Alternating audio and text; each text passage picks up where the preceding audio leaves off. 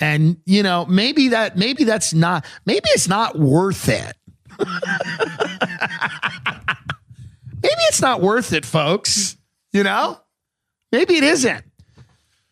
Maybe, you get to a point, you start really reevaluating stuff and you go, well, what's the point again? So you make money and you hustle and you get on the dumb like we're all at the end of this, everybody's going to die and no one's going to remember you. You know what I really realized that? I was sitting in Spokane Comedy Club and they're real fun. I went on stage as a joke. I said, the audience is real white here. And they all clapped and went, damn right. And I'm like, well, this is fun, huh? I was sitting in Spokane Comedy Club, best green room ever. They have Mario and they have great hot dogs. And you can play, the old school, like Super Mario World. And I love the play. Please book me again. I love you, green room. It's a great club. I was kidding. The crowds are fine. So what? Listen, some of them just want to take another look at the Holocaust. Sure, that's fine. Again, here's my mouth, get me into trouble. I didn't mean it. It's all fine. Love it. Honored to be there. Love to go back. Anyway, point is this. But again, at a certain point, it's like, I got to say what I want to say here. So, if nobody could tell, I got banned from a Long Island club because I said that the audience came in sweatpants. They did. They came in starter jackets and sweatpants. I'm sorry. They did. I'm also a slob. That's why I did well there. But so now I can't work there anymore. So it's like, okay, I guess I could just never open my mouth. I shouldn't say anything. I can't make an honest observation. God forbid I do that. Isn't that my fucking job as a comedian to make an honest observation and go, yeah, a lot of people in the audience at the Long Island Club happen to be wearing sweatpants on Saturday night. And that's just what it is. It's a great club. I love the owners. I like a lot of the other comics that work there. It's just, I commented on the audience. It's just the truth. Okay. This Spokane Comedy Club. And the hot dogs they have are named after comedians. They have the Joan Rivers, they have the Richard Pryor, they have the Carlin. And I think I even posted on Instagram. I was like, oh, so as far as you get in this business, you're going to end up a hot dog. You end up a hot dog. You end up a hot dog that some white supremacist orders and goes, can I get the Richard Pryor? Which is ironic, but like that's where it ends here, folks. What you're running a race for no one. You're running a race for nobody. You're going to be a hot dog. Best case, those are legends. You're not even going to be a hot dog. Hot dog is best case. You're a fucking picture on a wall. You're a portrait. You're a fucking clip that somebody plays. You go in a history book no one reads. And I'm not telling you to not go out and pursue the thing you want to do, because I wouldn't have life be any other way. I wouldn't have wanted to stay a mortgage guy, whatever. I'm still so fucking, I love making those videos and I love broadcasting and I love doing stand-up comedy. But at a certain point, you have to look around and you go, how do we build a life here that is somewhat sustainable? And is it in a place that's constantly on fire where I'm tap dancing for soulless executives who have no fucking clue, whose networks are melting in front of them, and I got to sit there in a room and look at these people these people should be strapped to a gurney. They should have straitjackets on, and I have to sit there and try to get how about, so maybe this is the show. There's no show. This is the show. There's nothing else. It's me and the fucking people. You don't like it, don't come. Don't listen.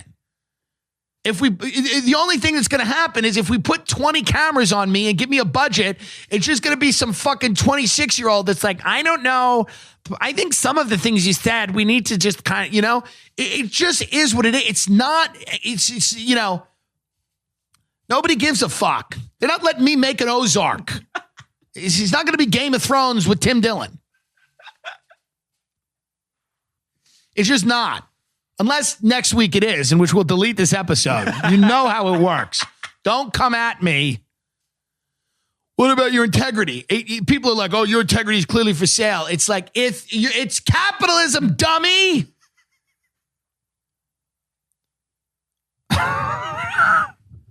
I'm not sacrificing kids, but if you want to give me a dumb game show, I'll probably do it. But you're not even giving me the dumb game show. So why am I here? What am I here to do? To talk into a mic? To spend a crazy amount of money to live in the house of a crazy woman who I love, but I live in her crazy house because it's a block from the Hollywood Improv, a club that does it, works me once a month. They go, hey, can you come in at 3 a.m. and do a spot in our lab, which should have been a vape shop? No, I can't. I'll sit home. Thank you. Thanks again. What is the... Daddy's going to Florida is what's going to happen. I'm starting to feel like a sucker. Every time I fucking get parking validated to go sit in a high rise with some goon and tell him why he should give me the next version of Deal or No Deal. How about this? How about No Deal? How about a show called No Deal where you film me moving to Florida? The next time I see an executive, I'm going to sit down and go, when's the last time you saw your kids? They're probably doing coke right now and stealing people's jewelry in some mansion. Why don't you spend a little time with them, a little more time with them, and a little less time with me figuring out what the next version of Deal or No Deal is going to be? What mainstream entertainment, it doesn't even excite me. I'm going to go sit there with Jimmy Fallon and we'll talk about what? It's just not for me. I don't care. What am I going to fuck? What am I going to go down a float in the Macy's Thanksgiving Day parade? Dressed like Ghislaine Maxwell? It's not happening. It's not going to happen. I mean, so it's anybody's fucking guess why I love the Comedy Store. And I love my friends that are here. And I love the podcasts that are here. And I'm inspired by the other talented people here, which is why I'm here for the moment and why I'll stay here. But I'm getting older, and this business is for people that are very young and they can tolerate large doses of bullshit forever.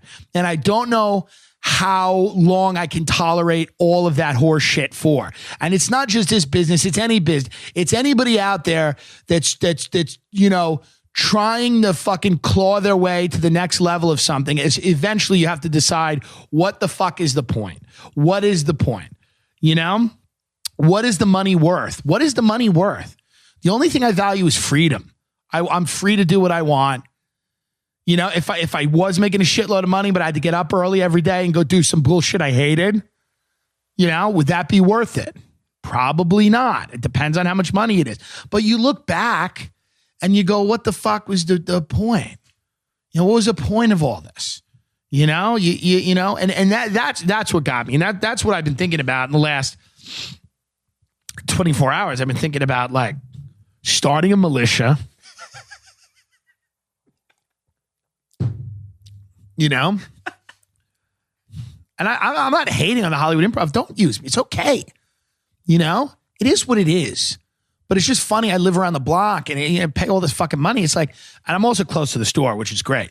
But like, it's the idea of like, sometimes I'll get the avails email and I send my avails and they don't book me and I get mad and I'm like, but I don't even need to. What am I doing? So I can go do a spot at midnight for $15.